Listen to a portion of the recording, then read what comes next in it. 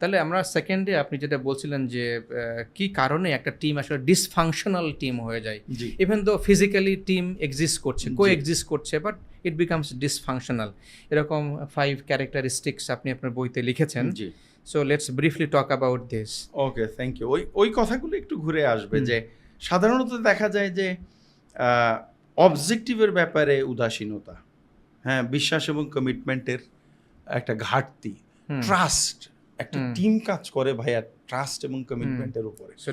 যে কোনো কারণে যদি ট্রাস্টটা টার্নিস্ট হয়ে যায়, টিমের আর কিছু থাকে না। মানে বেসিক জিনিসটা হলো ট্রাস্ট, এটা একটা। 2 নম্বর হলো নেতৃত্বের দেবত্ব বরণ।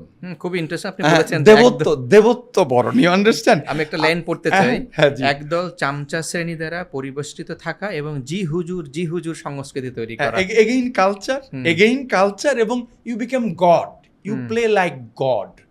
ভাইয়া আপনার চেয়ার এজ এ সিইও এটা কয় দিনের, বাট পিপল আপনাকে আর লিডার হিসেবে মনে রাখবে কিনা।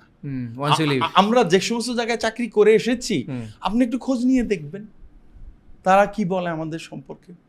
হ্যাঁ, তো এই লেগেসিটা আপনি রেখে আসতে পারছেন কিনা, অন্যকে এম্পাওয়ার করা, অন্যকে তার পটেনশিয়াল জায়গাটাতে বের করে আনা, তাকে পার্টিসিপেশনের সুযোগ দেওয়া, ইভেন ডিফারেন্ট ওপিনিয়ন দেওয়ার মতো সাপোর্ট দেওয়া। Because you know when he is coming up with a different perspective, he is actually helping you.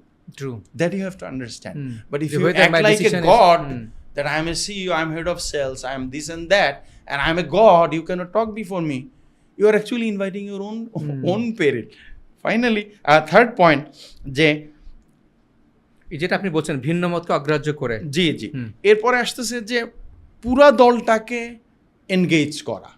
YONO দল যখনই আসবে সেখানে ক্লিক সাব ক্লিক তৈরি হবে। 10টা মানুষ কোনোদিন একভাবে অ্যালাইন্ড হবে না। দেখবেন 3 জনের মধ্যে খুব ভালো কাটিং, 5 জন ইনডিফারেন্ট, 2 জন জাস্ট উল্টা দিকে হাঁটতেছে।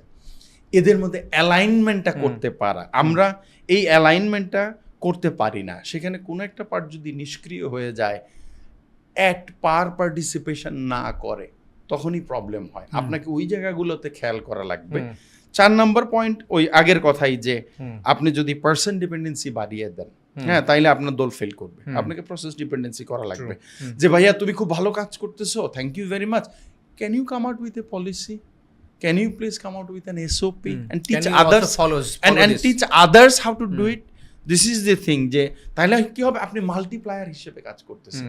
Anybody can do that following those policy and procedures. And finally ওই যে বললাম যে একটা জটিল সংস্কৃতির জন্ম দেওয়া, যেখানে আনপ্রোডাক্টিভ বিষয়গুলো নিয়ে বেশি কথা হয়, প্রোডাক্টিভিটি এবং রেজাল্ট নিয়ে যখন কথাবার্তা কম হবে। তো এরকম 5টা এরিয়া যখন আমরা দেখব, তখন আমরা ভাববো যে আর দলটা ওইভাবে এফেক্টিভ নাই, প্রোডাক্টিভ নাই। ট্রু।